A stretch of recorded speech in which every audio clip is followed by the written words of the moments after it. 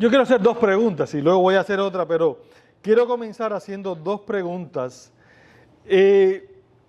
Quizás pensando en la idea de que todos los domingos cuando llegamos a la iglesia, parece que hay algo con el micrófono.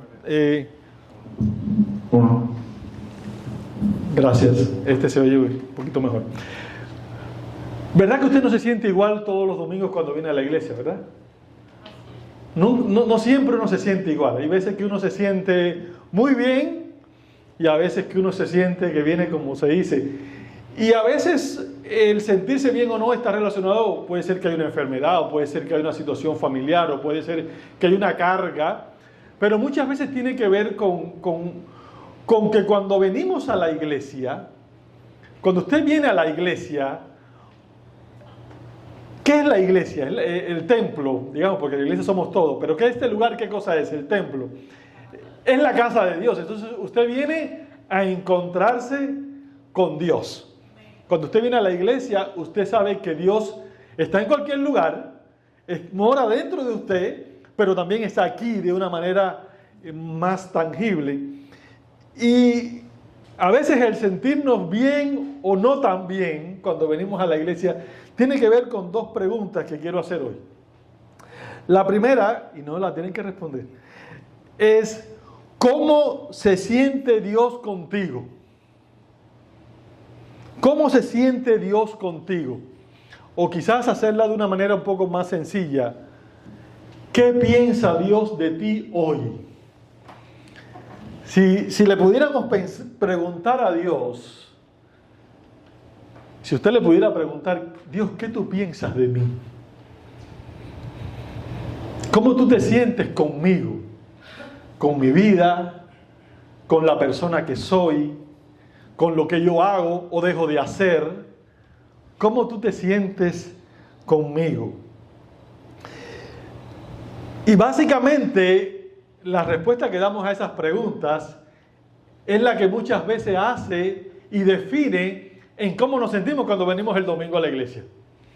Por ejemplo, si usted ha tenido una buena semana cristiana, vamos a definir cómo sería una buena semana cristiana. Usted todos los días oró, hizo su devocional, pasó tiempo de rodillas, oró, leyó la Biblia, adoró al Señor. Usted hizo una obra de caridad, usted ayudó a un vecino, usted diezmó por ser, le dio su dinero generosamente, usted trató a su esposa con cariño. ¿Qué más pudiera definir una buena semana? Usted quizás le habló a un compañero de trabajo acerca de Cristo, no discutió con sus hijos. ¿Cómo usted llega ese domingo a la iglesia? Usted llega foforón, usted llega con ganas de cantar, de adorar, porque usted tuvo una muy buena semana cristiana. Pero cuando usted tiene una semana diferente, usted no tuvo deseo de orar, usted apenas leyó la Biblia, usted discutió con su esposa saliendo en el carro para la iglesia o con sus hijos, usted no botó la basura, le metió una pata al perro. Todo es una no muy buena semana cristiana. ¿Cómo usted llega a la iglesia? Usted llega abatido, usted no tiene deseos de cantar, se nota. ¿Por qué? Porque cuando usted ha tenido una mala semana cristiana, usted sabe que está delante de Dios y que Él sabe, y usted siente que no solamente le ha fallado a Dios, pero que quizás Dios ya no le ama tanto hoy. Ya Dios quizás no está tan feliz con usted hoy. Ya Dios quizás no se siente tan bien con usted por la muy mala semana que usted ha tenido. Y yo pongo estos ejemplos porque queremos en esta mañana, a la luz de la palabra del Señor, poder reflexionar en el Evangelio, lo que es el Evangelio y cómo el Evangelio define quiénes somos y cómo el entender quiénes somos marca la diferencia en cómo nosotros vivimos la vida cristiana. Así que vamos a ver tres pasajes principales, pero vamos a comenzar por el primero, que se encuentra en Efesios capítulo 1, versículos del 4 al 6. En la carta a los Efesios, capítulo 1, versículos del 4 al 6. Y leo para ustedes en la Nueva Versión Internacional. Efesios capítulo 1, versículos del 4 al 6. Qué bien que todavía aquí hay gente que viene a la iglesia con su Biblia de papel, ¿verdad? Pues ya hemos cambiado por el teléfono. Pero lo bueno es que podamos leer juntos la palabra del Señor. Efesios capítulo 1, versículos del 4 al 6. Leo para ustedes. Dios nos escogió en Él antes de la creación del mundo para que seamos santos y sin mancha delante de Él.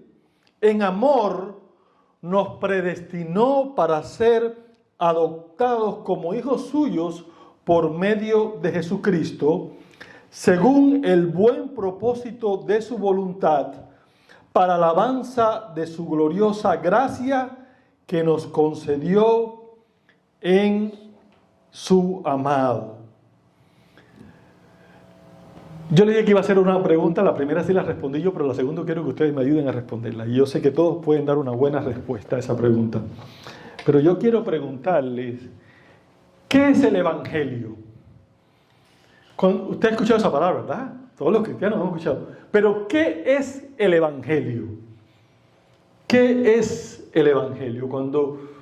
Si usted es un compañero de trabajo, un vecino, ¿qué es el Evangelio? Yo digo que ustedes los cristianos hablan del Evangelio, el Evangelio, el Evangelio. Pero, ¿qué es el Evangelio? ¿Qué usted le respondería? Y yo sé que cualquier respuesta que usted dé va a estar bien, no sea tímido. ¿Qué usted le respondería? ¿Qué es el Evangelio? A ver, ¿quién se anima? Vamos, no sean penosos. A ver, mi hermanita por acá. Para mí es el vivir con Cristo. ¿El vivir con Cristo? Bien, yo le digo que no va a haber respuestas equivocadas. ¿Qué es el Evangelio? ¿Quién más se anima? A ver, alguien de este lado. Buenas noticias de salvación. ¿Verdad? Las buenas noticias de salvación. ¿Qué más? La palabra de Dios. La palabra de Dios. Allí la palabra de Dios contiene el Evangelio. Los 4 primeros libros de la Biblia. Sí, exacto, específicamente en los Evangelios de Cristo, donde habla de la obra salvadora que hizo el Señor por nosotros. Uno más. ¿Qué es el Evangelio? Uno más. Conocer a Jesucristo. Conocer a Jesús. ¿Cómo? ¿Cómo qué? Conocerlo y aceptarlo, recibirlo como el Salvador personal. Es interesante porque yo he hecho esta pregunta otras veces en la iglesia y nadie hoy me dio esa respuesta. Pero muchas veces la gente me dice, cuando pregunto qué es el Evangelio, dice proclamar las buenas nuevas o predicar el Evangelio. Bueno, ese no es el Evangelio. Eso es lo que nosotros hacemos para compartir lo que es el Evangelio. Pero cuando nosotros pensamos en el Evangelio, usualmente creemos que el Evangelio es solo el mensaje de salvación, que podemos resumirlo en la obra que hizo Cristo. Cristo, o Dios, el Padre, envió a su Hijo al mundo, nació de una virgen, sin haber cometido ningún pecado, vivió una vida justa, murió en una cruz para pagar la deuda de mis pecados, y ahora, por medio de la fe en ese sacrificio, al yo creer en Él y al creer que he sido reconciliado con Dios por la obra de Jesús en la cruz, yo tengo esperanza, tengo una nueva vida, he sido adoptado como hijo de Dios y tengo vida eterna. Ese es el Evangelio. Ese es el Evangelio. Y el Evangelio, lo que pasa es que muchas veces creemos que el Evangelio es algo que creemos cuando nos convertimos y ya. Pero yo quiero que podamos hoy, a la luz de la palabra, ver cómo el Evangelio también define tu identidad. ¿Quién tú eres? Y el Evangelio no es solamente algo que yo creí en el pasado. El Evangelio es algo que me transforma y me define cada día de mi vida como cristiano. Así que cuando nosotros leemos este pasaje es un pasaje muy rico, y yo estoy seguro que su pastor, que ese le encanta, seguro que él ha hablado mucho de ese pasaje, pero yo quiero que podamos poner la atención en que la obra salvífica no es solamente la obra redentora del Señor, no es solamente para darnos salvación, para llevarnos a la vida eterna, es también para hacernos hijos de Dios. Dice que hemos sido adoptados. ¿Adoptados como qué? Como hijos. Y ahora usted y yo somos parte de la familia del Señor. ¿Usted se imagina eso? A veces decimos eso y lo decimos tan ligeramente. Somos hijos de Dios, somos parte de la familia. ¿Y por qué? ¿Qué tiene que ver esto con la identidad? Pues todo. Porque el cómo tú te sientes muchas veces está determinado por lo que tú piensas acerca de ti, por lo que tú crees acerca de ti. Eso es la base. Tu identidad tu nombre no es tu identidad. Tu profesión no es tu identidad. Tu identidad es algo mucho más profundo y es algo mucho más importante. Y la identidad es la base de nuestra vida, lo que tú creas acerca de ti. Quizás para darle un poco de contexto a esta palabra identidad. Lo que tú crees acerca de ti es la base de tu alma. ¿Cuántos de ustedes estaban aquí o recuerdan cuando se derrumbó el edificio en Surfside? Ese famoso derrumbe que murieron personas y salió en las noticias. Nunca había pasado algo así. Por lo menos era lo que yo recordaba que decían las noticias.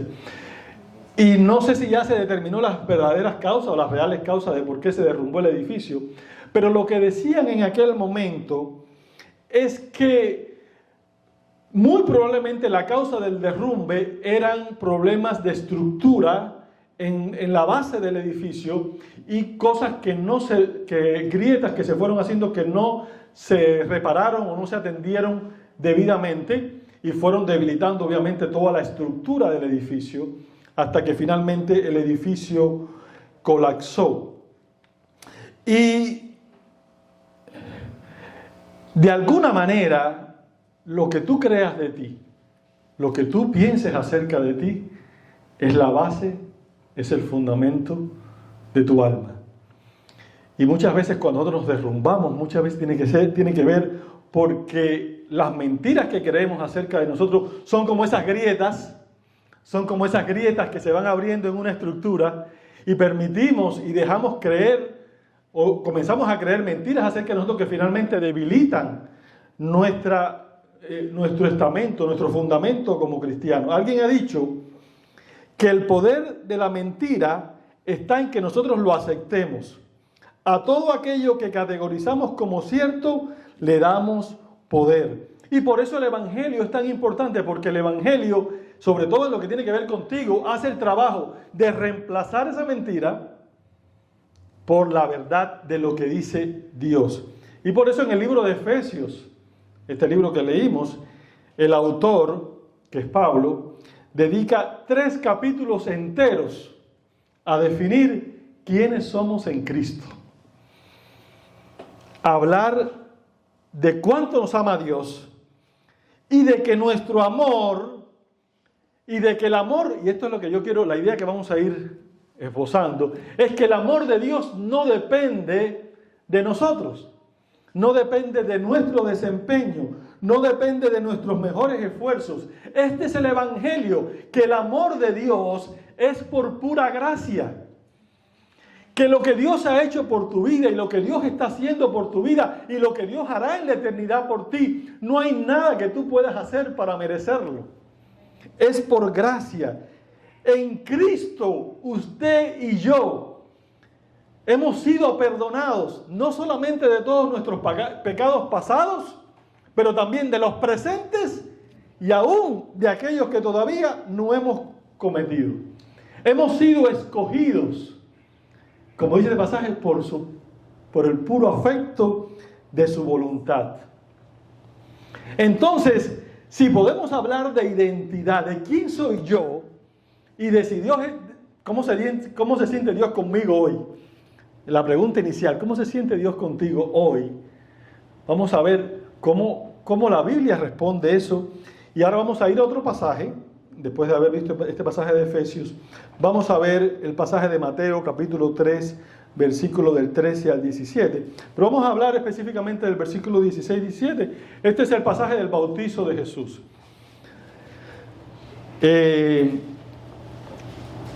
Mateo capítulo 3, versículo del 13 al 17.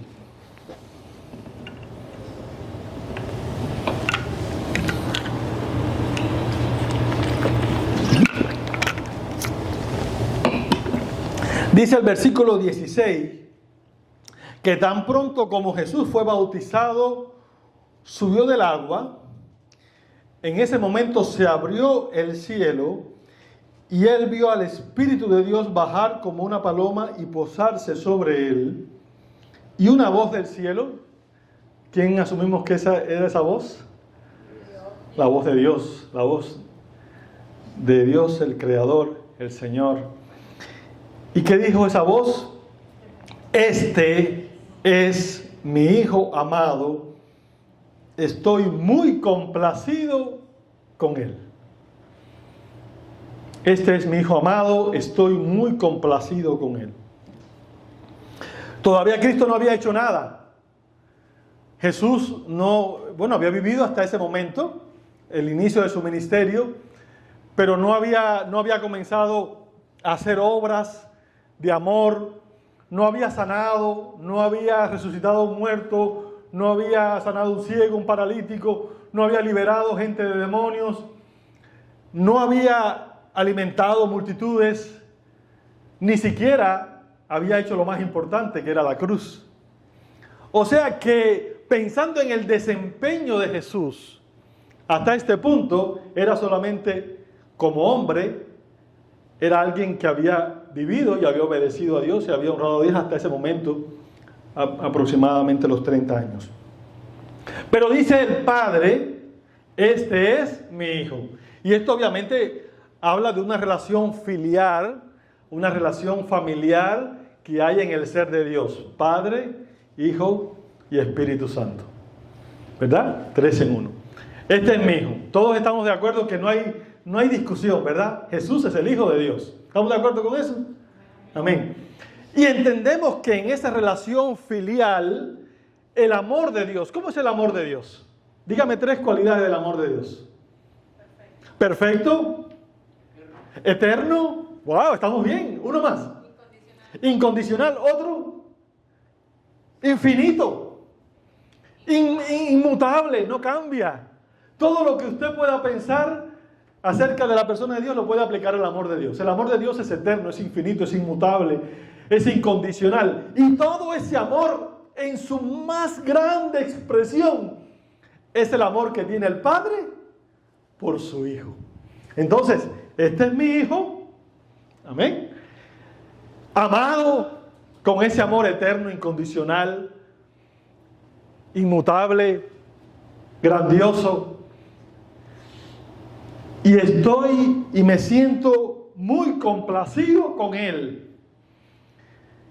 Y hasta ese momento lo más grande que había hecho Jesús era obedecer al Padre y venir al mundo. Ahora, la pregunta es, ¿tiene esto que ver contigo?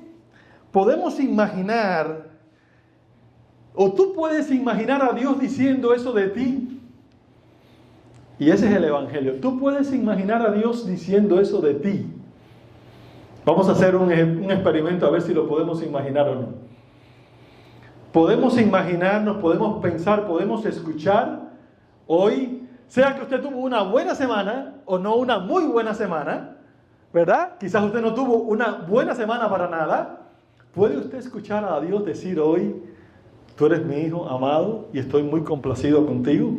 Bueno, vamos por parte. Quizás tú eres mi hijo. ¿Cuántos creen que somos hijos de Dios? ¿Cuántos pueden decir yo soy un hijo de Dios? ¿Verdad? Usted ha sido adoptado. ¿Hasta ahí estamos bien? ¿Cuántos podemos decir yo soy muy amado de Dios? ¿Cuántos se sienten que son muy amados por Dios? ¿Por qué? Porque el sacrificio más grande Él lo hizo, dio a su Hijo.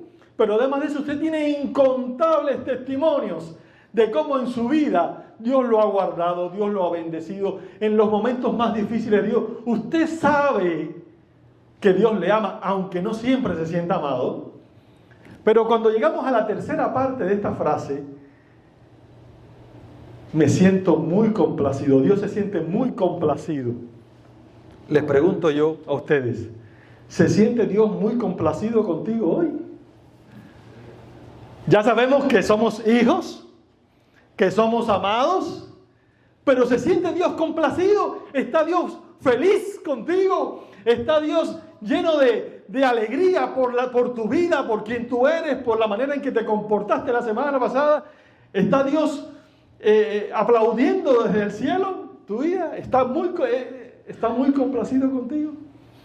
Y eso es lo que cambia, porque normalmente nosotros creemos que esa respuesta, puedo responder que soy un hijo, puedo responder sí que soy amado, pero el que Dios esté complacido conmigo depende de mi desempeño, depende de lo que yo logre, depende si me porté bien como cristiano o si me porté mal, depende de mis obras, depende de muchas cosas.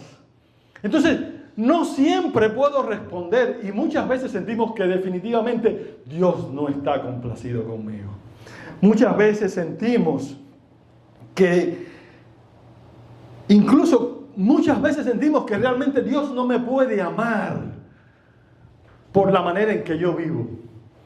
Y por eso es que la doctrina de la seguridad de la salvación es tan importante. Porque yo he vivido muchas veces, seguro usted también, con un pie en el cielo y un pie en el infierno. Porque todos pecamos. ¿Usted no pecó esta semana? Yo seguramente pequé antes de venir a predicar hoy. No deliberadamente, pero quizás tuve un pensamiento, dije una palabra. O durante la semana. ¿Y qué pasa cuando pecamos? Ya Dios no está complacido conmigo. Ese es el Evangelio. El Evangelio radica en que en Cristo, este es el Evangelio, no hay nada que usted pueda hacer para que Dios lo ame más, ni hay nada que usted pueda hacer para que Dios lo ame menos. Si usted se puede llevar algo en este día, llévese ese pensamiento. Usted no puede hacer nada para que Dios lo ame más.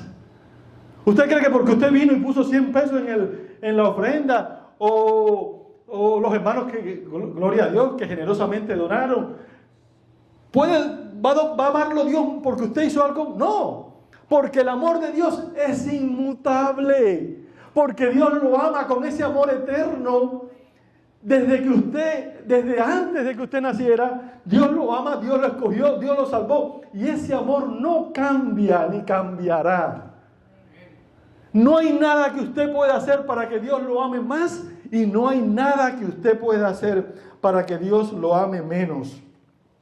Porque cuando Dios te mira a ti, a veces usted piensa que para que Dios le ame, todos tenemos una lista imaginaria.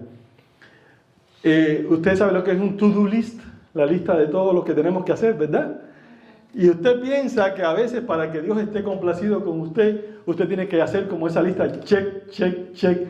Ofrendé, oré, diezmé, ayuné, vigilé, serví, prediqué el Evangelio. Y cuando me porté bien, no murmuré, no critiqué, no dije mentira, superé. Y cuando usted tiene su lista llena de arriba y abajo, usted piensa que ahora sí Dios va a estar feliz conmigo.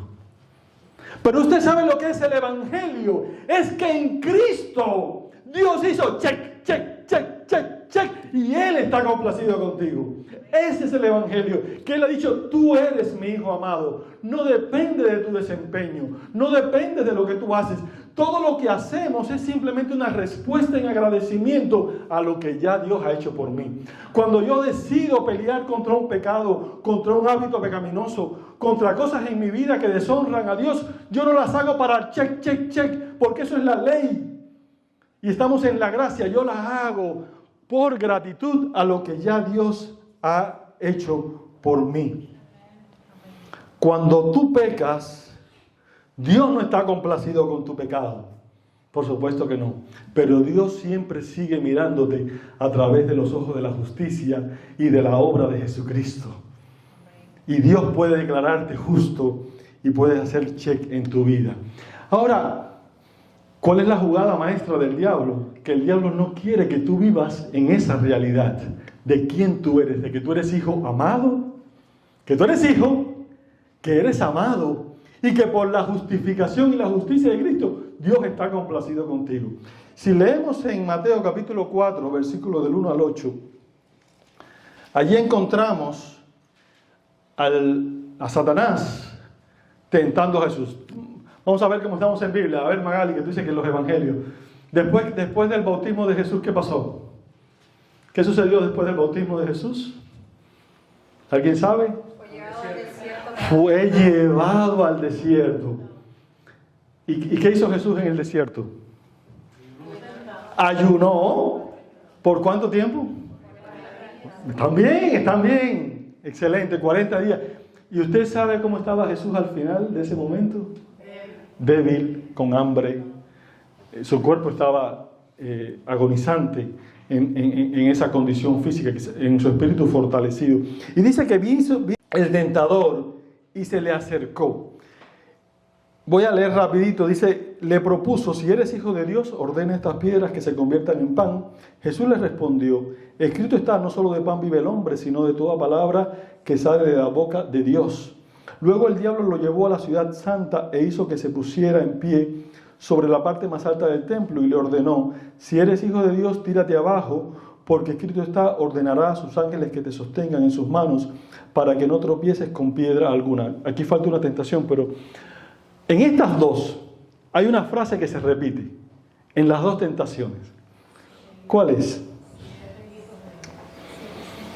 Si eres hijo de Dios. Fíjense, la tentación en su esencia, lo que el tentador está queriendo que Jesús haga, lo que el tentador, se fue, quizás.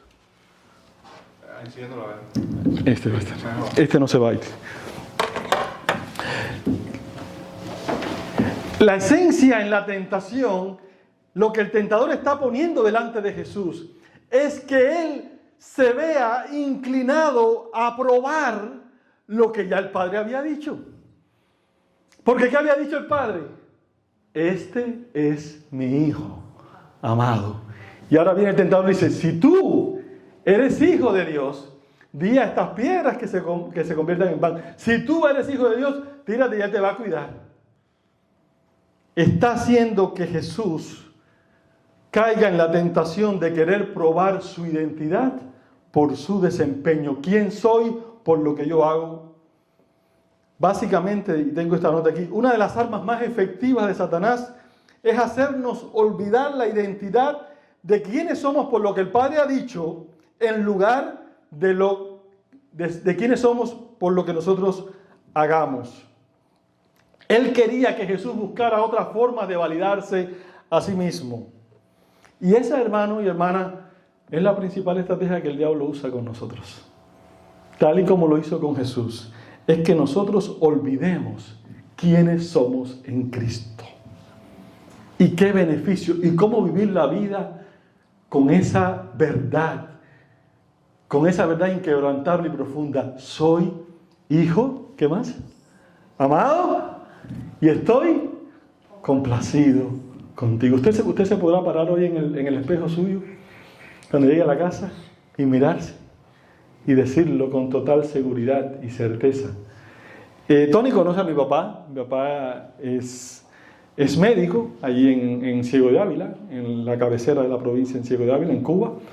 Y es ginecólogo, así que es un médico muy conocido porque muchas mujeres lo conocen. Y los esposos de las mujeres, y ha hecho parto, y bueno, muchas cosas. Cuando yo era pequeño y vivía, mis padres estaban separados, pero yo iba a visitar a mi papá al hospital. Siempre cuando yo llegaba al hospital, a mí me encantaba porque yo llegaba a la puerta donde estaba el custodio y decía, ¿qué usted quiere? Y yo decía, no, yo soy el hijo Riverón. Las puertas se abrían y yo pasaba. A mí nunca me pidieron, bueno, tráeme acá tu certificación de nacimiento, o tráeme acá tus notas de la escuela, o dime cómo tú te has portado esta semana. No, cuando yo decía, soy el hijo de Riverón, las puertas se abrían. Y eso quizás ilustra lo que es realmente entender cómo vivir basado en nuestra identidad. Y cómo no permitir al enemigo que nos haga dudar de quiénes somos. Y el enemigo siempre, como lo hizo con Jesús, va a buscar nuestros momentos más débiles.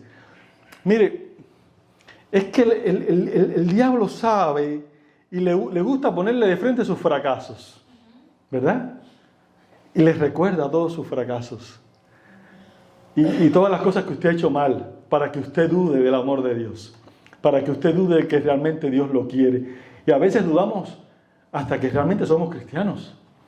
A veces el enemigo le pone gente alrededor que supuestamente tiene una vida cristiana mejor que usted, para que usted comience. A veces el enemigo le pone gente que tiene más éxito que usted, para que usted no, parece que Dios a él sí lo bendice, pero a mí no.